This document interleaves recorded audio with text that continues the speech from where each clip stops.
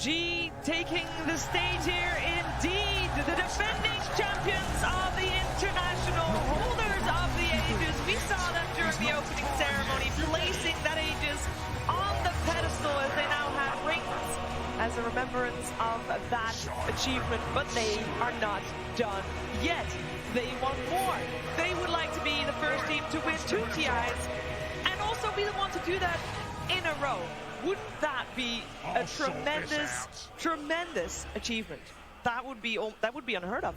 It would be. We've never had that before. No, We've never had repeat champions, let alone back-to-back. Yeah, it's crazy. I mean, most people going into the TIs that they just won, honestly, don't look that good. It might have been, honestly, EG after TI5, right? They went to TI6 looking okay, and now OG, they're so close to top 3, one more match, right? It's pretty insane. Yeah, Will, there's a lot to talk about when we look at these 2 teams. And obviously, you know, you got the No-Tail and Fly story, but I want to focus on something else. You got Thompson, you got Sumail. 2 Wonder Kids that basically have one TI first try. You know, you come to TI as a young kid, and you're like, okay, you know what, I'll take it. They both did it, and they're gonna face each other. How important is this matchup for you in this game? So in Korea, in StarCraft, we actually have a term for it. It's called, if you win the first major in your first ever try, you're considered a royal roader. You royal roader. Yeah, you walk that path that no one else has walked. You are a royal roader. It's like the highest distinction. There's not many. Yeah, it means like 1 of 1. You were the best at the time. It's such an impressive feat too, because oftentimes like at TIs you want that veteran experience. And here, both of these guys were able to win it in their first go. It almost warps your perception. It's like, huh, that was easy. And you just kind of stroll in, you win, you're like, okay, I guess that was no big deal. And I feel like that's stuck with them since. Especially for a guy like Sumail, I think that gave him unheard of confidence. And I feel like for Thompson, it's done something similar, because the way that this guy plays, I mean, he's completely fearless. Yeah, and it was how dominant they did it too, right? Like Sumail was definitely the best player at that TI, and Thompson, a lot of people say, I mean, a lot of people want to go with Anna, but Thompson very rarely like played poorly in that. It was insane. They didn't just get carried. So somebody, Matama Man said recently, he said, Thompson is probably like the player that might lose his lane the most, but he's also like the player that'll just win you the game the most as well. Like he does it all, he does all the little things correctly. Like he plays the game the right way. His laning mechanics are like whatever, because he plays very weird heroes that often lose his lane, but he'll make the game-winning plays. That seems highly reminiscent of the critiques people had about Ana's early era into OG. Whenever they were winning majors and stuff like that, they were just like, Ana just keeps losing his lane, but somehow they keep winning, and that's sometimes what a team takes. Clearly, No-Tail and Seb know how to take advantage of a player who sacrifices themselves like that. Yeah, you want to know about early OG days? Crit was on there. Yeah, he went to TI with OG, didn't do too hot, and of course he jumped ship. The early one, yeah. The early one. Early bailed. He's like, yeah. no, we'll wait for the rest of them to come on over, but you know, I'll be here warm in the seats. Yeah, and he's done. He's gone through a crazy transformation, coming out from captain and then focusing again on the position 4 role Tsunami. He had tanked quite a bit of abuse early in his captaining days as well. Every single time that EG would show up to TI, obviously the bar was set at PPD captaining, and you're like, well, if he's not as good as PPD, then what's EG doing? But he kind of came into his own. He's relinquished the captaining role, which I think was the best for him. Especially with Fly coming in, that dude is far more accomplished, and it allows Crit to focusing on just one thing, which is just being a beast in the 4 position. And when we talk about OG, and when you see them play, you've watched all the documentaries, there's one overarching factor. It is confidence and comfort, and they are just very happy to just play the game. Friendship, sure. You want to go there? That's fine. But it feels like that this TI so far, that has been the major factor in terms of win or lose. Sure, the Dota, you know, the Dota we see is great, but I feel like that we kind of see, you know, the auto system kick in, and then everything else, like, you gotta deal with the pressure. Yeah, it's tough. I think OG, it's just crazy. Like, after win, after loss, you can just continuously see it doesn't matter to them, and they don't lose very much, so it's hard to see them after a loss. But it was funny. I actually took out my headset whenever they introduced the players to see, you know, like who the Chinese crowd really likes. And honestly, Seb was. I could not believe it. They were all yelling Seb. Yeah, they were. I'm not sure how much that time was. Voice lines transcend there was a lot of clapping. It was pretty crazy. I was surprised. I thought it would be like No-Tail. It's interesting because the 4 positions actually got the least amount of claps on both teams. I don't know what that says. Maybe they like their 4 positions more, but it was pretty crazy. These teams are similar in the sense that you got Arteezy and you got Ana, both being big cornerstones of the squad, and then you got Jarex and Crit are kind of like, I know that they're the support, but they're also like the supporting role. They're not being as flashy as some other 4 supports, and we know that they can do it. It's just that the way they're playing right now, it might not be the case. Yeah, I think some of the heroes are like, where's Earth Spirit? They're both known for their Earth Spirit, and you just don't really see it that much anymore. I wouldn't be surprised. It might get pulled out in this series, honestly. What do you think is most important for this series, Tsunami? I think that as easy of an answer it is, what are you going to do about Io? What are you going to do about yeah. No one has a solution for OG. I have a solution. Tell me. What's that? You ban it. Oh! I think that's smart. Wow! Unprecedented. Cheever, get in the booth right now. I mean, if we're being serious, I think you have to ban the IO and the Mag, and you have to pick your poison between something like an Enchant and a Chen. Like, that's just how it is to me. You can't give those 2 heroes. Well, how stubborn of a captain do you think Fly is? Because a lot of people are letting Game 1 go by. We're done with the BO1s. We're in BO3 territory now. You can afford to let maybe 1 game slip by. I think you don't risk it. Will, what do you think? I feel like you definitely don't, because I think a lot of this game is going to come down to like losing mental fortitude of both teams. Because there is so much history behind both of them, I can easily see a team losing game 1, having a hard time recovering, trying to do too much to recover into game 2. So I feel like getting out of the gate early on and just trying to get a quick win is sort of goal. Yep, and it's the mental aspect you talk of as well. And we know that OG actually, this TI, they have incorporated an extra member to their team. They now have the professional esports psychologist that formerly helped Astralis. And for people that don't follow Astralis is a CSGO team, and they struggled winning for a very long time, and then they incorporated this psychologist and they won their first major. Just like that, just getting into the right mindset. It's so important. Yeah, I think Astralis might need to get that coach back, because they have been on the crumble lately, but yeah, it definitely works. Yeah, and it's crazy. They really are just 1 game away, or sorry, 1 series away from that top 3, possibly a full-on rematch against LGD. How crazy is it? What are the odds that OG has the near exact path? True. In the upper bracket, 17 to 1 as 2018. like that. I've been in Yeah, this it's place not that crazy. Yeah. What? It's pretty crazy. No, it's a little bit, especially because most of the teams, right? This feels like the first TI where teams that even did pretty poorly just stayed together. They're like, you know what? Let's do it. Reddit complains we keep shuffling teams. Let's show them 1 more year and let's see what happens. Obviously, for a team like VP, didn't go too well, but now you have the EG. And even OG, even though they had ILCW for a bit, but now you're back with your full roster, and let's go. Let's go indeed. And for OG, of course, we remember the group stages, and I'm sure EG remembers the group stages too, unfortunately for them. They started out pretty weak, and in the second day, the first matchup for them was against OG. It was the OG-EG special, and we were having big, expectations of this series, and then it was a bit of a trash. It was actually funny. I was watching Bulba and Sox, the coach, were just both watching on the same TV, and anytime like EG would start making a big play, Bulba just start clapping nonstop, and then the fight would just straight up turn around. And I looked over, and of course the OG coach did the exact same thing, just started clapping, and like, they're literally right next to each other. It's like, oh, I'm getting out of here. But talk to me about these 2 coaches, because they are so different.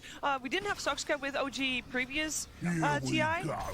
He's with the team now. He's been with the team for a little while. What do you think is the main difference? We have obviously Bulba drafting Tsunami, but Soxka not so much. Yeah, I think Bulba is more of like the judge, jury, executioner of the EG drafts. I don't really think that, obviously he talks with Fly and stuff like that, but the way that it seems like he sits in the pod, he puts on the headset, he's clicking the buttons a lot of the times.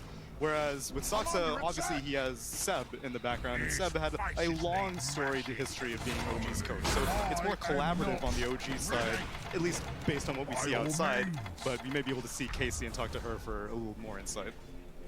All right, well, I know you want to make a point, Will, but you gotta wait with it.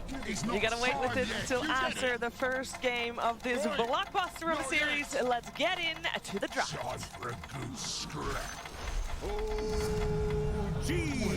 What do you know? Versus Hero Geniuses. I am not Game 1. ready. The enemy's middle tower has fallen. And that's the match we've been waiting for all day. The Evil Geniuses versus OG series. We have a lot in store for us. It's kind of a rematch of last year, but I feel like the paths have kind of swapped. OG had a really confident group stage this year. Last year they faltered. EG is on that pathway a little bit in some ways. What do you guys expect to see here? Fun.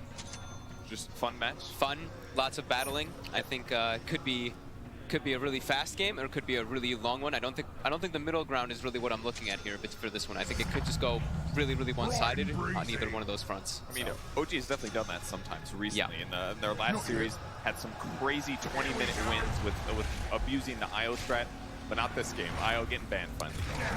I think EG. I've looked at the majority of their games, and they have much longer games. I mean, OG's kind of just been steamrolling a lot, right? Because they had such a successful group stage.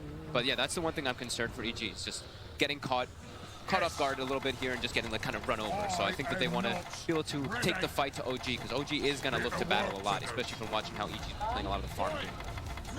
I think right now EG expected OG to ban SD, but they left it open, so I think they're talking about how they're going to approach it. Because SD has been the hero of the tournament, and EG has picked it a lot.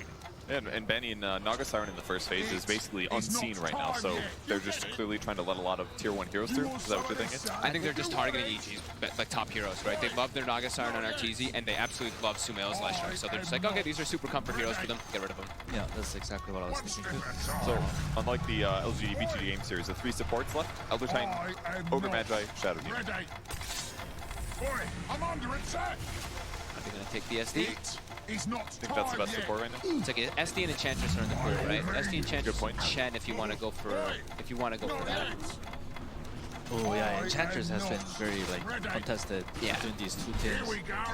It's definitely something OG likes as well. They would have picked it if it got through. Yeah, definitely. I think Notail is the only position 5 that's comfortable on the Enchantress. Usually when it's run by 5s on the other teams, they're playing it because they have to be playing it. Like it got too countered to be put it on a position 3, so that's why it's played as a position 5. But I think whenever I see Notail on position 5 Enchantress, he looks so comfortable on that hero. So there are ways to beat in lane. It's typically a super strong laner. It can pressure cores. That's a little bit of a turn here in OG. They've got something up their sleeve planned here. Like, this is like not at all what we expected to see based on the drafts earlier today. I think I saw them run this one. I can't remember if I was casting the game. I think these were the 2 heroes. I think they dual laned these, and it was Seb playing the tree, Jerax playing this Grimstroke, and they put so much pressure on the safe lane. They would just ink swell this tree and protector. We just beat on them, and then Grimstroke would sit in the back and throw constant nukes, and it was actually pretty insane how much they were able to do. And it's a lot of magic damage right off the bat from a Grimstroke, and you also have a hero that can prevent Enchantress from getting her heal off. Not only with the stun, but with that Phantom that can be really obnoxious. If you don't get your heal instantly as Ench, sometimes you can get burst. And it can be really nice as well if you have Overgrowth. You just essentially lock her in position, land some other stuns potentially, prevent her from breaking the summons. Earthspade great catch here, definitely going to be helpful for setting up kills. Good at punishing and catching heroes like Tree as well. Not one of Crit's signature heroes. Yeah.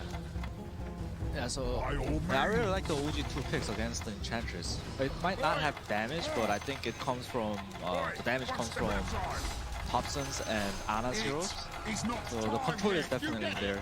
The tree and the Grimstroke. I've seen them run a lot of Grimstroke with I think they were the first ones that I want to say at the MDL Major when they were doing Grimstroke with Phantom Assassin. And I know they had Magnus in a couple of those games, so we might not see that happen. But it's great versus the Enchantress. We've seen the rise of the PA as well. And just the combo, the Ink Swell with that quick Phantom Strike to get on top of targets is definitely a devastating one that I've seen them run a lot. They really do like that combo. Yeah, it sounds pretty good. Another team earlier in the main stage used Juggernaut, I think, in the safe lane as well against her. That can work well, because at least then you can spin the guaranteed damage, possibly kill her. But it's difficult to lane against her. We see a lot of carries that'll just kind of zone out of the lane at some point when you just kind of let her take the tower. But potentially OG could defend that if they, depending on how much tree armor they get. Since she doesn't push very well, tree armor, a little bit of defense there, it could prevent her from snowballing the lane as well.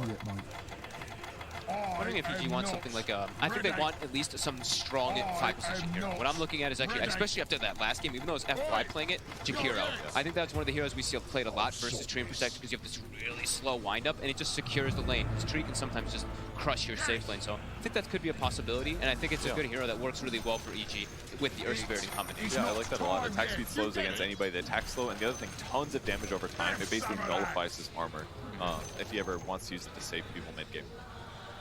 That way. Bat Rider ban a potential matchup counter against Enchantress, or just good for the lineup here? What do you guys think? That's for me. I think they were maybe thinking about a position 5 Bat Rider from Ulter, because it provides the... It's very strong in lane, the position 5 Bat Rider. So they have ran it quite a few times in the group stage. Yeah, Noter is very good at these like weird heroes that are not traditional position 5s, but it's very good at the laning. Time for a good scrap. It's always surprising too. I think one thing that OG does is they basically forge their own path. I feel like that's one of their keys to success. You could maybe say it's like comfort, they're happy, that kind of a thing. But I think it's also that even at tournaments that they lose, they're always doing their own thing. They're playing heroes in ways that only they're confident doing. Everyone else tries to adapt to the meta. Feels like OG is almost always trying to set it. And I think that's one huge advantage they have coming into TI. Yeah, I totally agree. I mean, right last year when they're just like busting out off-lane Magnus, no one else is really picking that at all. Off-lane Tree was the same exact kind of style. Topson playing all these like, kind of bizarre heroes that he just is really comfortable on in the mid lane. And terrible mid matchups too, where like every other team's like, oh, we can't have a bad mid matchup. They'll lose the lane, then go create space, force people to rotate against them, all to protect his team. I had a feeling this one was coming in the third pick. Cooker's saying that Grimstroke PA combo, they just love it, and it's such a good matchup versus Enchantress, and it's gonna give you that late game insurance immediately right off the bat. So this, yeah, they love this combo. I've seen them do it so many times. As I was saying, at MDL Major, we saw them do it 3 times. Do you think it's good enough without Mag though? Mag banned in first phase. We saw the PA Mag earlier today with a different series, like even against the Enchantress, but PA's gonna have to get her own farm. Or is she just going to do OG things and just fight constantly? I think fighting constantly, I think they could still get a steroid, right? The Ogre is still in the pool, right? If they do want to go for that, it's a good way to protect the lane. I'm under attack. Boy, one step at a I time. mean, it certainly can help, but I just don't think that Bloodlust by itself is going to be enough personally. You don't say. Because you're